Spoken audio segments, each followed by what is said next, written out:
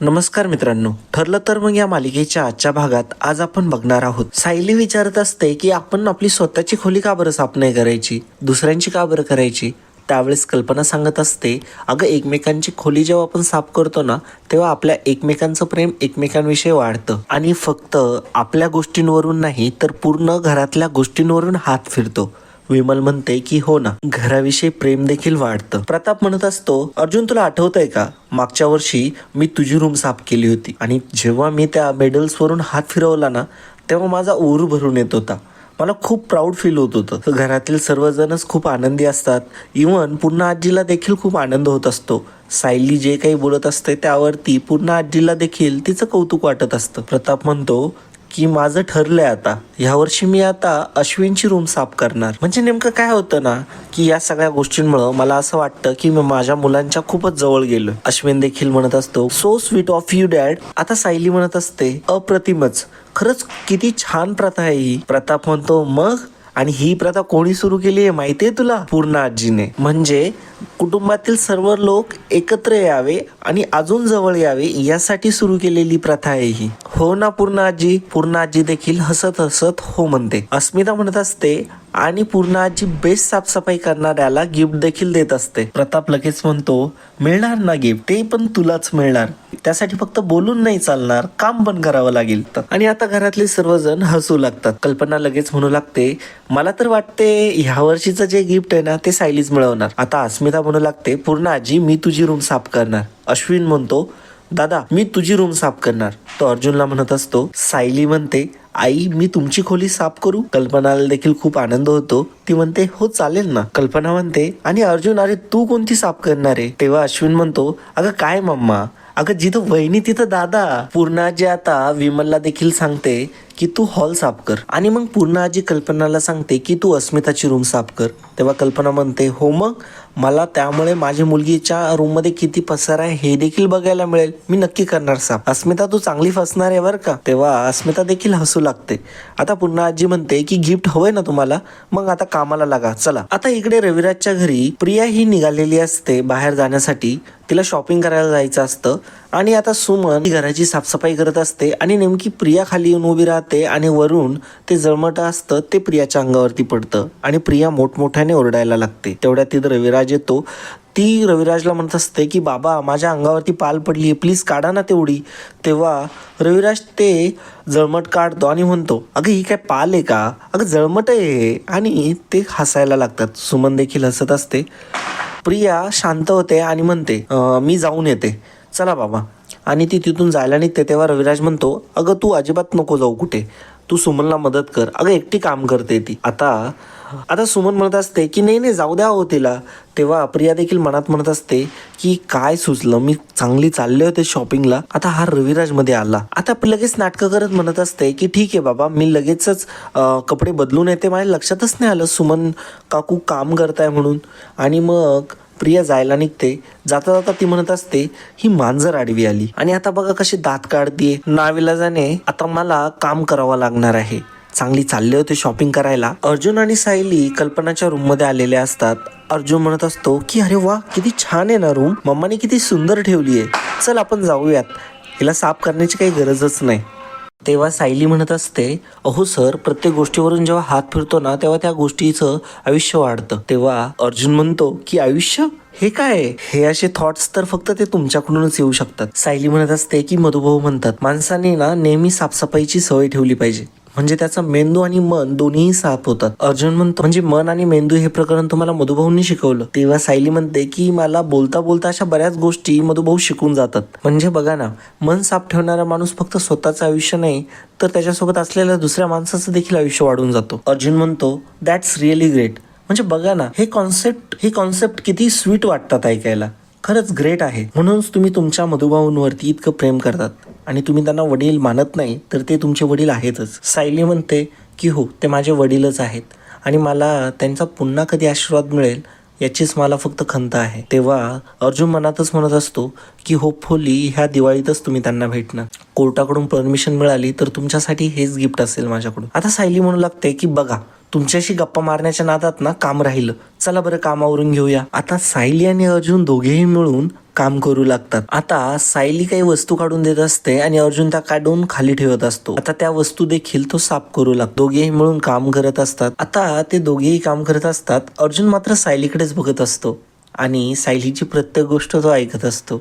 तेवढ्यात विमल तिथे येते आणि विमल म्हणते मनातल्या मनात की वा वा वा वा, मी तर स्टूल घ्यायला आले पण मला इथे समोर एक आज्ञाधारक मुलगा बघायला मिळाला. पण हा मुलगा कल्पना वहिनींना देखील दाखवायला हवा. अर्जुन आता सायलीकडे बघत असतो आणि त्याच्या मनामध्ये लड्डू फुटत असतात. सायलीच्या प्रत्येक अदेवरती त्याला प्रेम होत असतं. तो सायलीकडे खूपच प्रेमाने बघत असतो. आता सायली स्टूलवरती चढण्याचा प्रयत्न करत असते.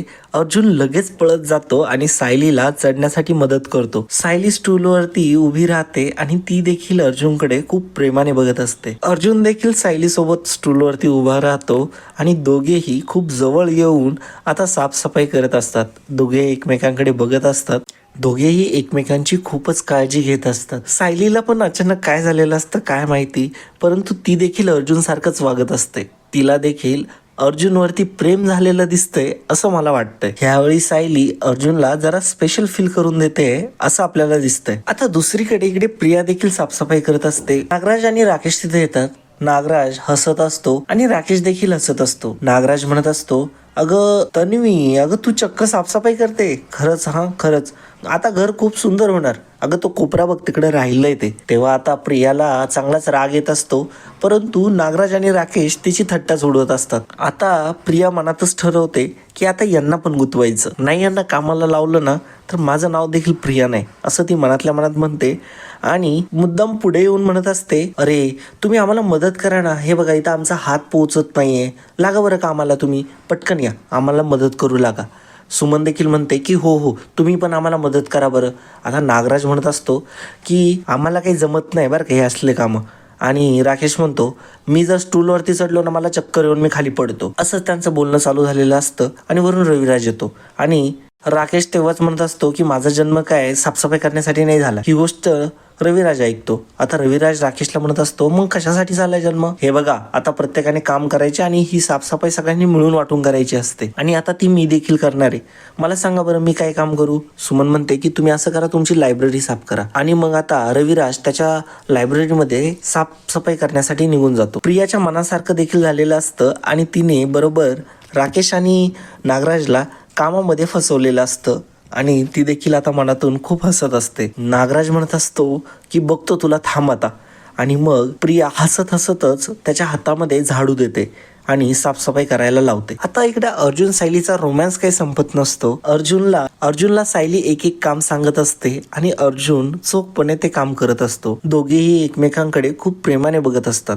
आता तो पुस्तकं वरती देत असतो. एक एक पुस्तक देत असताना तो तिच्याकडे खूपच जास्त प्रेमाने तो बघत असतो आणि सायलीला देखील याचा आनंदच होत असतो आणि ती देखील अर्जुनकडे बघतच असते. आता सायलीला उतरायचं असतं आणि मग सायली अर्जुनकडे हात करते आणि मग अर्जुन तिला उतरवतो.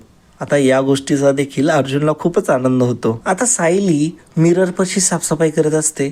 अर्जुन मात्र तिच्या मागे उभा राहून तिचा पदर पकडून आरशात बघत असतो आणि त्याला खूपच प्रेमाच्या फिलिंग्स येत असतात. तो इमॅजिनेशन करत असतो सायली जर त्याची लाईफ पार्टनर झाली तर. आता हे करत असताना नेमकं आता अर्जुन असा आरशात बघत असतो आणि ही गोष्ट नेमकी सायली बघते आणि सायली म्हणते काय मग कसला विचार करताय. अर्जुन म्हणतो की काही नाही आणि मग तो हसत हसतच लाजूनच बाजूला जातो. आता इकडे खाली विमल येऊन कल्पनाला सांगत असते अहो मी 9 ऐश्वर्य बघितले, तुम्हाला बघायचंय. तेव्हा कल्पना म्हणते की हो सांग ना काय झालं. तेव्हा विमल म्हणते अहो वहिनी अर्जुन दादा ना जेवढं काय काय सांगते ना सायली तिचं लहान बाळासारखं ऐकतंय आणि खरंच मला खूप बरं वाटलं हे बघून. तेव्हा कल्पना म्हणते काय ग तू माझ्या मुलावरती सारखं लक्ष ठेवते की काय. तेव्हा विमल म्हणते की नाही पण मला खरंच खूप चांगलं वाटतंय की ते एवढे खुश आहेत म्हणून. तेव्हा कल्पना म्हणते अगं मनासारखी बायको जेव्हा मिळते ना तेव्हा माणूस खूप आनंदी राहतो. तेव्हा प्रताप येतो आणि म्हणतो अगदी माझ्यासारखं.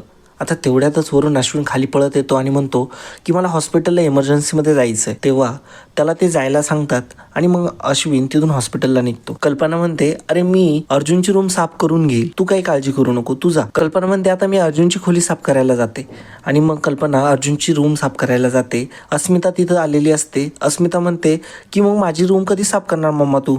तेव्हा कल्पना म्हणते की मी करते तुझी नंतर, मी आधी अर्जुनची साफ करते. आता अस्मिता खाली बसलेली असते आणि मनातच विचार करत असते की हाच खरा चान्स आहे.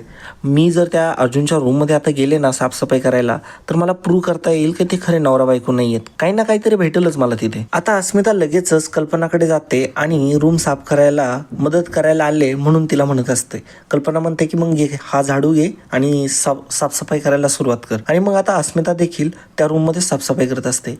इकडे अर्जुन आणि सायलीची साफसफाई झालेली असते.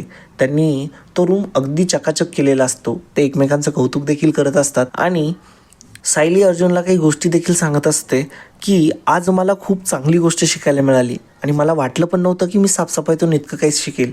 आणि मग ते पायऱ्या उतरून खाली येत असतात आणि तेवढ्यातच तिथे प्रताप येतो आणि प्रताप म्हणतो अरे तुमची साफसफाई झाली देखील?